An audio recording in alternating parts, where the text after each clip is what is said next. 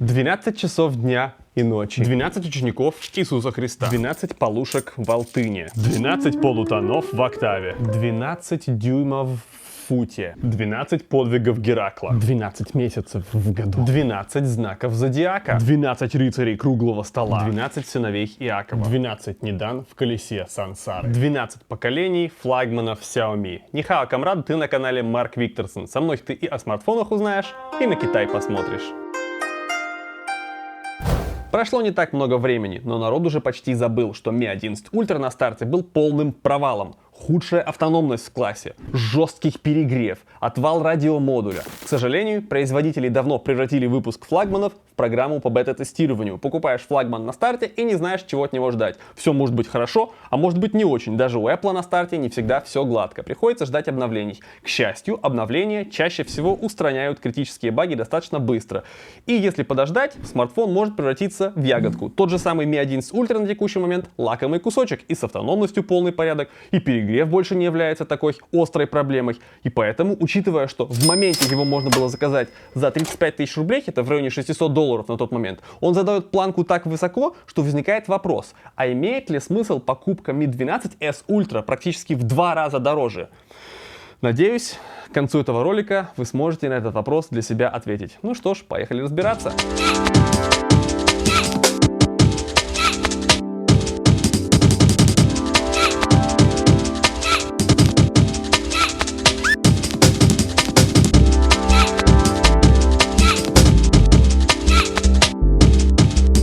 Рассматривая Mi 12S Ultra к покупке, необходимо отдавать себе отчет в том, что в китайской версии смартфона из коробки русского языка нет. Здесь есть только китайский, английский и арабский языки. Итак, любая техника Xiaomi предназначена для реализации на территории Китая. Дроны, пылесосы, роутеры, что бы вы ни заказали, если это предназначено для реализации на территории Китая, русского языка там не будет. Это аксиома. В отличие от Vivo, Honor, в отличие от Huawei, русского языка в китайских версиях Xiaomi нет. К сожалению. Но есть два решения. Первое — это приложение SetEdit. Скачать его можно где-нибудь на 4PDA, на APK Pure. Устанавливаем его на телефон, можно скачать его через ADB, можно его скачать прямо из браузера на телефоне. В любом случае, запускаем это приложение и листаем список до строки «Системная локаль». System Locales. Вот здесь нажимаем, открываем строчку и меняем значение, которое там, на ru через дефис. Маленькое ru, дефис, большое ru. Сохраняем изменения и перезагружаем смартфон. После этого частично произойдет русификация интерфейса. Например, приложение камеры. Здесь, как видите, все по-русски. Заходим даже в настройки, и в настройках все тоже по-русски. Приложение телефона тоже нас радует русским языком. Но вот, например, приложение альбома будет не русифицировано. То есть баш на баш. Половина будет русифицирована, половина нет. И это такое временное решение. Зато все пользовательские приложения будут строго на русском языке. То есть если вы скачали ВКонтакте, Telegram, WhatsApp, банковские приложения, все будет на русском языке. С этим полный порядок. Теперь Google. Так как из коробки его здесь нет, его тоже придется вставить самому. Можно скачать на 4PDA, можно скачать на APK Pure, где угодно, скачивайте APK-шку и запускаете. Она легко установится, и у вас появится Google на смартфоне. То есть делается это буквально за 1,5 минуты. То же самое касается и Google клавиатуры. Ее можно поставить просто из APK-шки, и все будет работать. Но так как на смартфоне куча китайского барахла и удалить его нужно и желательно по-быстрому, рекомендую использовать приложение ADB App Control. Я сам им пользуюсь очень давно и рекомендую поддержать проект. Смартфон подключаете к компьютеру, на компьютер устанавливаете эту программу, в настройках разработчика даете разрешение, подключаете по ADB и, отмечая все ненужные приложения галочками, одной кнопкой можно их удалить. Очень удобно, очень быстро. Рекомендую, ознакомьтесь. Но если вам все эти танцы с бубном не нравятся и вы хотите одно решение, чтобы одним решением закрыть все эти вопросы, нужно дождаться прошивки Xiaomi.eu. На текущий момент, а это середина августа 2022 года, прошивка все еще не готова, потому что разработчики пока что еще не купили смартфон. Он стоит достаточно дорого, а проект существует на пожертвование. Поэтому, наверное, к сентябрю прошивка, скорее всего, будет уже в свободном доступе, можно будет скачать ее и установить на Mi 12S Ultra. Но нужно только подождать. И желательно также поддержать проект финансово, если вы прошили себе смартфон прошивкой Xiaomi.eu, потому что, опять же, проект существует за счет пожертвований. Инструкции по разблокировке загрузчика, чтобы установить прошивку, существуют на 4PDA и подходят даже от более ранних моделей, потому что ничего не меняется, меняются только файлы, которые смартфон нужно прошивать. А сами инструкции, методика одна и та же, поэтому можете ознакомиться. Ссылочки на 4PDA, если что, я приложу в описании к этому ролику. Из коробки Mi 12S Ultra работает на 13-й версии MIUI. Под капотом 12-й Android. Все актуально, все современно. Одна из причин, по которым я люблю MIUI, несмотря на то, что здесь есть фризы, подлагивания, иногда бывают какие-то вылеты приложений. Несмотря на все это, я люблю MIUI и очень горячо за нее болею. Потому что здесь можно разлочить загрузчик. То есть, если прошло 2-3 года и смартфон перестал получать обновления от производителя, вы можете самостоятельно, открыв загрузчик, установить какую-нибудь кастомную сборку, прошивку, потому что мощности в этих флагманах просто избыточные. Через 2-3 года единственная причина, по которой он не тянет современное приложение, заключается в том, что нет программных каких-то обновлений. Если вы купили Honor, Huawei или какой-нибудь другой типа Vivo, там очень большие сложности с тем, чтобы установить софт какой-нибудь сторонний. Здесь с этим все нормально. Вторая причина, почему я люблю MIUI, здесь полноценно работают Google камера, Mac Pro 24 FPS, Motion камера, то есть сторонний софт для фото-видеосъемки здесь полноценно работает. В целом, если вы до сих пор не знакомы с тем, как выглядит и работает MIUI, обязательно посмотрите мой ролик со сравнительным обзором. Там хоть и фигурирует Mi 11 Ultra на 12-м MIUI, но 13-й MIUI от него отличается минимально. А теперь конкретика. Перейдя с Mi 11 Ultra, я обнаружил, что здесь в меню пропали некоторые пункты настроек. В частности, шторка теперь только раздельная. Я очень люблю объединенное меню, как на классическом андроиде. Здесь у нас сейчас отдельно уведомления, отдельно панель управления, но мне нравится классическая андроидовская шторка, где сверху панель управления и снизу на том же самом экране уведомления. Еще мне в MIUI нравится единообразие стиля. Все иконки, приложения выполнены в единой стилистике. Можно выбрать даже не первый экран основным, допустим. Очень красивые живые обои. Вот, допустим, выбираете заснеженные вершины, и у вас они будут в зависимости от времени суток менять освещение. Вот сейчас оно немножко такое желтенькое, видели? Потемнело. У нас сейчас вечер, и в зависимости от освещения оно меняется. Также синхронизируется и интегрируется в локскрин. Это все реально очень красиво. Это, конечно, было еще в MIUI 12, но все равно важно знать, что вот это именно такие фишки в MIUI. Здесь также можно, я только недавно научился, удержанием на уведомлении развернуть его. Вот так. И это не самое главное. Можно его прямо вот так вот вытащить и открыть приложение в маленьком окошке. Таким образом, вы можете открыть какое-нибудь приложение поверх другого, не выходя, и отвечать на уведомления. Очень здорово. Еще из приятных фишек здесь есть встроенный в галерею видеоредактор. Вы можете даже добавлять поверх видео какую-нибудь музыку из галереи. Это очень здорово. Встроенные средства всегда полезны, даже если они работают не очень круто, не так круто, как некоторые платные приложения. Еще мне нравится возможность, сделав скриншот, удалить его сразу же после отправки. Это избавляет вас от необходимости потом ходить по галерее и почищать за собой скриншоты. Очень классно. Также можно сделать при нажатии двойном на клавишу питания, чтобы фонарик включался. Приятная фишка. При двойном нажатии на клавишу громкости можно настроить, чтобы открывалась камера. Есть еще, на мой взгляд, безумная, но тем не менее фишка. При постукивании можно какое-нибудь приложение открывать. Я настроил калькулятор, и тут, кстати, с калькулятором есть одна интересная фишка. Он отказывается считать тысячи и считает их за единицы. 2500 помножим на 5, получаем 12,5. Все это решается установкой калькулятора от Google. 2500 умножим на 5, получаем 12500. Кроме этого, есть еще только один косяк, о котором необходимо упомянуть, и заключается он в том, что смартфон агрессивно выкидывает приложения из памяти. Мне по 3-4 раза на дню приходилось перезагружать VPN, в то время как на Sony, на Samsung он может в памяти держаться неделями без перезагрузки. Но, справедливости ради, если перепрошить Xiaomi на глобалку или Xiaomi EU, можно добиться аналогичного поведения. По экрану здесь дела обстоят следующим образом. Это LTPO-панель последнего поколения. На бумаге это просто самолет. На практике вот что можно здесь увидеть интересного. 120, 10, 120, 90, 60, 30, 10. Смотрите. Смартфон аккуратненько сбрасывает частоту, позволяя экономить аккумулятор. Но не только частоту он умеет сбрасывать. Если вы зайдете в настройки разрешения, он даже разрешение позволяет вам сбрасывать. Save battery with WQHD+. То есть уже почти как Sony. Sony у нас 4К сбрасывает автоматически до Full HD, здесь с 2К до Full HD. Конечно, это небольшая разница, но тем не менее смартфон действительно за счет этого позволяет добиться внушительных показателей автономности. Но об автономности чуть позже. А по факту уже давно сложно найти экран с плохими какими-то характеристиками. Разве что Axon из недавно протестированных мной смартфонов. Но у него вся проблема заключалась в странной цветопередаче. Это легко можно было поправить, прям как здесь, зайдя в цветовые схемы и чуть-чуть подвигав здесь на колесе. По цветопередаче я сравнивал Xiaomi с Xperia и прошлогодним Samsung в стандартных настройках цвета. Жаль, что кроме Sony больше никто не догадался переключаться в натуральные цвета автоматически при просмотре фоток. В целом у Xiaomi нет проблем ни с цветом, ни с контрастностью. Она нормально передает тени как на высокой, так и на низкой яркости. Даже несмотря на то, что выставлен яркий профиль экрана, на Xiaomi вполне натуральные цвета. Гораздо более спокойные, чем на Samsung в ярком профиле, поэтому я бы сказал, что ярким профилем пользоваться можно на каждый день. В целом я остался доволен. Также и по DC-диммингу. У меня в принципе чувствительные глаза, поэтому я ощущал давление, и экран очень сильно шумит от 60% яркости до нуля,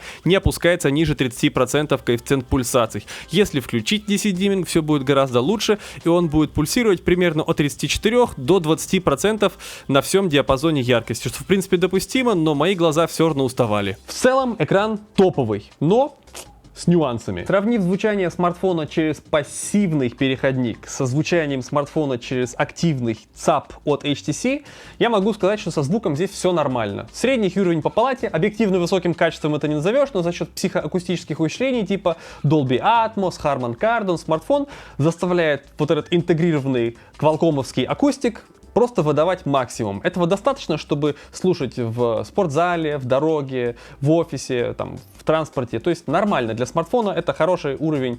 Я бы, наверное, в слепом тесте не отличил Xiaomi от Sony. Но объективно это хорошим качеством не назовешь. Даже вот этот вот свисточек от HTC звучит лучше. Поэтому, если вы реально любите музыку, наверное, все-таки нужно брать версию на 512 гигабайт. Тем более, что даже те же самые онлайновые стриминговые сервисы музыку кэшируют в память смартфона, отнимая внутреннее место. Поэтому, конечно, было бы флешка, было бы гораздо лучше, потому что музыка на флешке хранится и место не отнимает. Но это уже так, лирика.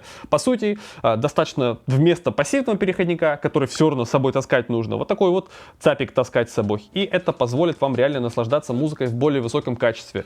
Единственный минус таких вот решений, что чем они лучше выдают звук, тем больше жрут аккумулятор. Но это неизбежно. А вот по звуку из динамиков здесь, к сожалению, никакого откровения не произошло. Xiaomi еще в Mi 10T Pro, насколько я помню, добились хорошего звука из динамиков, поэтому ни Mi 11 Ultra, ни Mi 12S Ultra и тем более Mi 12 Pro, который дебютировал с 4 динамиками, никакого откровения, на мой взгляд, не предоставил. Давайте послушаем, как эти смартфоны звучат. Я на всех трех включил стандартный пресет Dolby, который идет из коробки. Этот ухудшайзер, лучше с ним, чем без него. И давайте послушаем.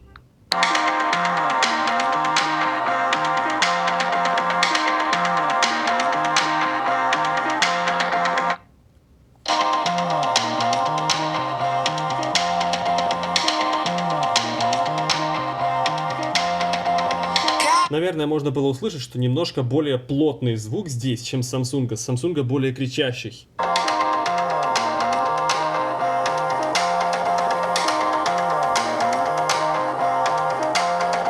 Здесь немножко более четкая середина, но в целом звук более тихий.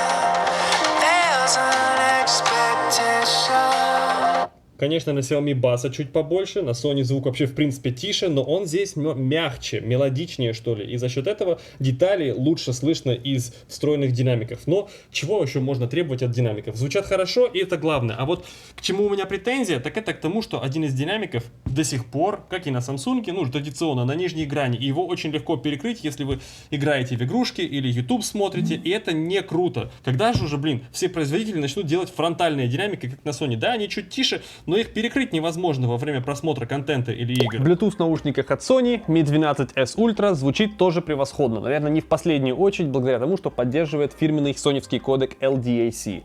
Это очень здорово, но тут есть какой-то прикол. Я не знаю, наверное, там магия какая-то, но наушники Sony все равно лучше звучат со смартфоном Sony. Наверное, какая-то реально соневская магия. Но это не уменьшает заслуги того, что Xiaomi действительно в наушниках по Bluetooth прокачивает хороший звук. А вот с биометрией я не знаю, как это сказать. Тут, с одной стороны, все так же хорошо, как на Mi 11 Ultra, а с другой стороны, могло быть и лучше. Например, тот же самый Vivo X80 Pro уже может похвастаться ультразвуковым сканером с увеличенным отпечатком. Даже никому не нужный нахрен Sharp R6 и R7 уже второй год, да? Там 2 пальца можно поставить. То есть площадь этого датчика огромная. Во-первых, не нужно целиться. Во-вторых, есть дополнительные фишки.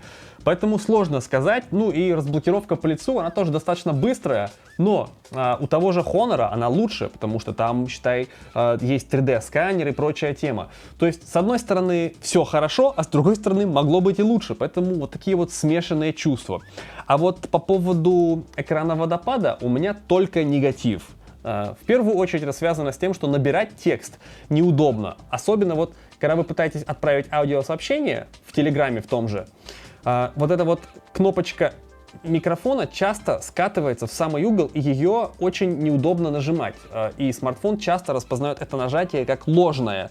Поэтому тут только минус. Вот эти вот скругленные углы, они реально не эргономичные. Приходится постоянно клавиатуру вытаскивать, чтобы микрофон был вот удобнее под большим пальцем. Также и клавиша Backspace, клавиша F и краткая, они находятся прям практически на грани, и из-за этого не очень удобно пользоваться смартфоном. То есть вот эти вот грани, это реально зло. Я надеюсь, что в аду будет отдельный котел для тех людей, кто вот это вот все популяризирует. Ну и по поводу датчика приближения, здесь с ним все нормально. То есть смартфон отрабатывает нормально. К счастью, несмотря даже на то, что здесь нет выделенного датчика приближения, вот этот виртуальный датчик приближения срабатывает достаточно качественно. То есть экран гасит, вы можете прослушивать аудиосообщения без проблем. Во время разговора по телефону экран сам по себе тоже пробуждается очень редко. Это все еще случается, но гораздо реже, чем на Mi 11 Ultra. Поэтому тут скорее плюс, чем минус. Стоп, что с ним происходит? Чё экран колбасит? Опа, сам по себе включил. И не повторяется больше. Со связью здесь традиционно для Xiaomi все в полном порядке. Выходишь из лифта, он не сваливается в 3G, как Samsung, и не ищет связь по полчаса, как Sony иногда бывает. Вот Mark 4 почему-то очень неудачный. После Mark 3 я не понимаю, что Sony сделали. Наверное, все из-за чипсета, собранного именно на фабрике Samsung. Но о Samsung и о чипсетах чуть позже. Со связью здесь все в полном порядке, и единственная проблема, которая может возникнуть в теории, связана с тем, что нет бенда 20, и в России операторы его используют, но я не уверен, в чем это на практике может проявляться. То есть, может быть, если вы играете в игрушки и раздаете для этого интернет с телефона, у вас будет пинг выше, может быть, пропускная способность будет чуть ниже. Если вы в этом разбираетесь, пожалуйста, напишите в комментариях, я закреплю ваш комментарий. Но так, в принципе, все должно быть в полном порядке. А самое главное отличие и самое такое неоспоримое улучшение относительно Mi 11 Ultra заключается в том, что здесь чипсет, собранный именно на тайваньской фабрике TSMC, а не на корейской фабрике Samsung. Если вы в курсе, вы наверняка понимаете, о чем речь. 888, который вот так вот всем сидит, и 8 Gen 1 первого поколения собирались в Корее на фабрике Samsung, и они горячие. Со связью там все не очень хорошо. А вот тайваньские чипы, которые собираются на фабрике TSMC, гораздо лучше. Они, во-первых, холоднее. Почему-то и связь лучше работает. Один и тот же чип на разных фабриках произведенных имеет совершенно разные характеристики. Удивительно, почему 8 Gen 1 Plus, который здесь установлен, по сути разогнанная версия 8 Gen 1, здесь холоднее и энергоэффективнее, чем его неразогнанная, по сути заторможенная версия, которую собирает фабрика Samsung. Конечно, все равно Samsung молодцы, потому что в России даже такого нет, и по сути больше нигде нет. Никто не может собрать чипы такого уровня, кроме TSMC и Samsung, поэтому они, собственно, и собирают вот эти два конкурента. Но все равно обидно, что вот TSMC собирает чипы настолько лучше, что это прям ощущается, даже если вы не какой-нибудь там 7 пядей во лбу специалист. В общем, только плюс можно поставить, и за счет этого смартфон Умопомрачительные 9 часов экрана выдает автономности в смешанном режиме. Люди, которые заказали через меня смартфон и уже получили, отписываются мне, что они просто поражены тем, что смартфон хорошо себя показывает с точки зрения автономности. У меня в моих режимах использования спокойно 7 часов экрана, иногда 7,5, но это именно потому, что у меня постоянно в фоне висит VPN, и он постоянно поджирает аккумулятор, потому что не дает экрану, не дает смартфону полноценно спать. Если смартфон полноценно уходил бы в сон, наверняка у меня тоже выдавал бы он 8-9 часов экрана. И это на прошивке с завода. Я уверен, что это еще можно чуть-чуть исправить какими-нибудь там оптимизациями, потому что Mi 11 Ultra на старте выдавал смешные 4-5 часов, сейчас спокойно 6-7. Здесь, если он на старте выдает 6-7, вот в моем режиме и до 9 часов в обычном режиме, было бы здорово побить рекорд LG V60, который выдавал до 11 часов от одного заряда. Чтобы продемонстрировать фото и видео потенциал камеры смартфона, я обычно перед обзором делаю 2 или 3 тест-драйва. В частности, на Mi 12S Ultra я уже снял целиком обзор сауны в городе Шэньчжэнь, и также есть ролик про китайский летний лагерь, в котором я сравниваю Mi 12S Ultra и Mi 11 Ultra, поэтому если вы все еще не посмотрели, самое время это сделать. А сейчас давайте с вами разберемся, что же с приложением камеры здесь сделали Xiaomi, и что в нем есть, кроме шильдика от Leica. В первую очередь о наличии коллаборации между Xiaomi и Leica свидетельствует наличие вот этих двух стилей. Свежесть и яркость Leica Vibrant и естественный реализм Leica Authentic. Я рекомендую вам использовать только Leica Authentic, потому что в Leica Vibrant цвета очень сильно перевраны. Они перенасыщены настолько, что смотреть аж больно. Даже в Leica Authentic они перенасыщены. Что уж говорить там про Leica Vibrant. Наверное, какие-нибудь пейзажики на закате разве что фоткать. Но я не рекомендую пользоваться этим профилем. На ваше усмотрение. Дальше. Даже несмотря на то, что AI будет включен и HDR будет включен, лага затвора нет. Смартфон фоткает очень быстро и, по сути, в полном авторежиме у меня только одна претензия. Вот этот ползунок не юзабелен. Им пользоваться неудобно. Более того, вот в этом ползунке абстрактность зашкаливает. Вы не можете знать, на какой модуль снимаете. Вот сейчас, вроде бы как я переключился, видите, на 5X, но телеобъектив все еще не подключился. Это видно, потому что качество не прыгает. Если вы вот переключаетесь с 1.0 на 0.9, видите, что перспектива и качество меняется. То есть сейчас ширик срабатывает. А вот телеобъектив, несмотря на то, что я как бы в студии у себя дома, у меня света достаточно, он все равно думает, что слишком темно. То же самое на видео. Вы никогда не можете знать, на какой модуль снимаете. Это меня бесит. На Sony все с этим хорошо, на других смартфонах с этим все плохо. Можно вот таким образом менять экспозицию. Очень удобно, интуитивно. Далее, конечно же, здесь вспышка, все дела. В настройках у нас есть вот какие есть варианты. Можно включить макро принудительно. Макро будет делаться исключительно на ширик. Я не люблю это дело, потому что хочется иногда фоткать на основной модуль, чтобы получать красивые боке. Если вы подносите объект слишком близко, получается вот такой вот типа супер макро, но при этом боке будет гораздо хуже. Поэтому нет возможности отключить вот это долбанное макро автоматическое. И это, на мой взгляд, косяк. А вот на смартфонах Vivo есть кнопочка в интерфейсе камеры, которая позволяет вам отключить автоматическое переключение на ширик при попытке снять макро. Зато здесь в настройках есть возможность изменить представление списка дополнительных режимов. Вот режимы камеры, выбираем панель «Еще». И теперь смотрите, как себя будет вести приложение камеры. Нам теперь не нужно листать до вот этого вот режима. Мы можем просто снизу вот так вот вытащить, и все у нас здесь будет. На мой взгляд, очень удобно, что Xiaomi до этого додумались.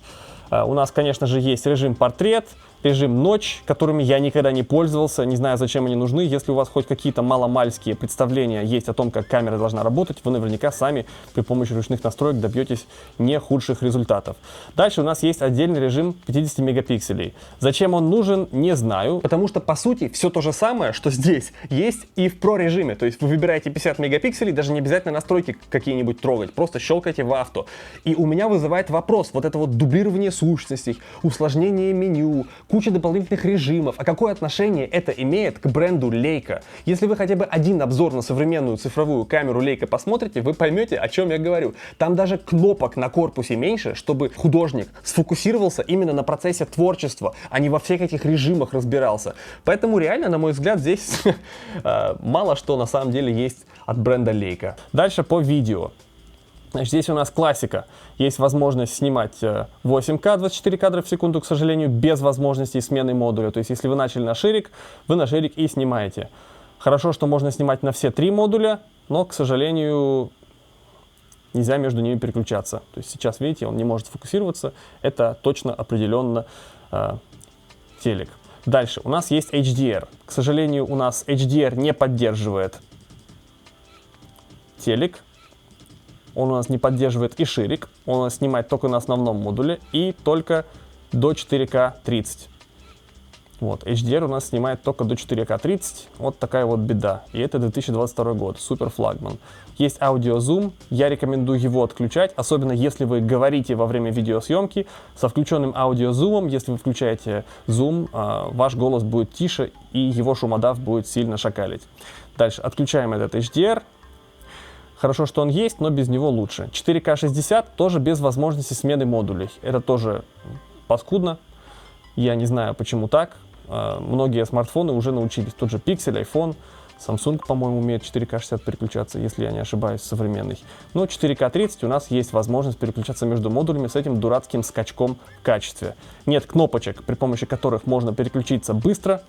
На мой взгляд, это тоже упущение. Иногда мне нужно просто переключиться с одного модуля на другой без вот этих долбанных зумов. Я не хочу зум, мне нужно просто сразу изменение с одного модуля на другой.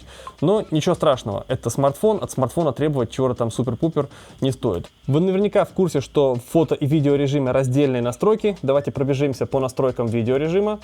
Здесь у нас есть следящий автофокус. Обязательно используйте его, если вы снимаете объекты на расстоянии до 1 метра.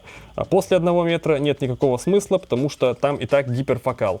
Далее Dolby Vision. Это полезная штука, если вы знаете, зачем она нужна. Если вы видео не монтируете, только отправляете по соцсетям, не включайте, оно зашакалит ваши ролики. Автоматический выбор частоты кадров. Если вы снимаете, опять же, в полном авторежиме и в каких-нибудь темных условиях, лучше его держать включенным. Несмотря на то, что частота кадров будет скакать, у вас будет больше света в условиях низкого освещения. Видеокодек, опять же, наверняка знаете, зачем оно нужно. Настройки звука. Обязательно проверьте, что оно дает. Конкретно под свои ситуации сделайте пристрелочные ролики, послушайте в наушниках, что получилось, иначе вы можете какие-то настройки по-вашему крутые задать, а по факту получится ерунда какая-то. Обязательно пристреливайтесь, смотрите. Маркировку видео, съемка с выключенным экраном, это все тоже приятные штуки. Функция кнопок с громкости. Дальше. Значит, все это понятно. И я вам обещал показать, как выжать максимум качества из этого смартфона в фоторежиме. Вам придется использовать режим профи. Естественно, лейка аутентичный. И заходим вот сюда. Вот здесь есть возможность убавить насыщенность на одно деление, убавить контрастность на одно деление и убавить резкость. Таким образом, вы будете получать очень и очень мягкие снимки, похожие на снимки с камер профессиональных. Мне очень нравится. Конечно, лак затвора небольшой появился, видите? Вы можете использовать это все с RAW. Вы можете использовать 50 мегапикселей, но, к сожалению, не одновременно. Он не дает вам снимать 50-мегапиксельные RAW, к сожалению, но невелика потеря. Для смартфона пойдет. Также есть возможность сделать фокус-пикинг, очень приятная штука, и зебру, для того, чтобы проверять, не пересветили вы какой-нибудь объект. Вот здесь, видите, у меня зебра на гранях клавиатуры. Это значит, что они слишком белые, они будут засвечены. Так как мне на них плевать, я сфоткаю. Вот. Небольшой лак затвора есть, но это небольшая проблема, учитывая, что у нас качество снимков будет гораздо выше. Если мы отключим 50 мегапикселей, он будет немножко быстрее фоткать. Тоже небольшой такой нюанс. Если вы открыли переключатель объективов, то у вас нет возможности отсюда быстро сменить режим. Вам нужно сначала закрыть переключатель объективов, и после этого вы можете переключаться между режимами фото. Поэтому не забывайте, вы, если открываете это меню, его нужно либо закрыть руками, нажатием на эту же кнопку, либо тапнуть куда-нибудь в экран. Из года в год маркетологи пудрят людям головы, говоря, что смартфоны уже давно вытеснили камеры. Камеры не нужны. И многие люди действительно захотят купить этот смартфон чисто ради его камер. Даже не так, ради его камеры. Ведь здесь же установлен дюймовый сенсор, который перевернет ваше представление о фотографии. Ничего подобного, мой дорогой зритель. И сейчас, чтобы разрушить несколько мифов, мне придется сказать несколько вещей, от которых тебе, возможно, станет плохо. Здесь установлено 3 объектива, 3 фиксированных фокусных расстояния. Посередине у нас 13 мм. Это супер широкоугольный объектив. Здесь у нас сбоку 23 мм. Это широкоугольный объектив. И вот это телеобъектив на 120 мм. А где 35 мм? Их здесь нет. Где 50 мм? Портретный объектив, его здесь нет. Где 85 мм? Их здесь тоже нет. На этот смартфон вы не можете снимать 50 мм, потому что здесь нет такого объектива. Вот как выглядит объектив на 50 мм. Под мой фотик Fuji. Кстати, фотик не такой уже большой. И этот объектив, посмотрите, Он огромный, в нем столько стекла, и вот это стекло позволяет собрать очень много света, что позволяет мне снимать ночью при минимуме освещения четкие кадры без смазов. Если переводить вот этот вот аналог в смартфон, то здесь должен быть объектив не f1.6, здесь должен быть объектив f0.4. Но такого никогда не выпустят, потому что f0.4 невозможно выпустить, просто физика не позволяет такое делать стекло. Или смартфон будет толщиной с Эйфелеву башню. Ну, почитайте немножко, чтобы понимать, о чем я говорю. Потому что это реально нужно понимать, если вы хотите купить себе смартфон, чтобы получать крутые фотки. Или вот еще. Вот это взять обычный темный. Почему он называется темным? Потому что посмотрите, какое маленькое отверстие. Он не собирает много света, этот объектив. Поэтому, если вы будете на него пытаться снимать ночью, он не снимет сильно лучше, чем мобильник.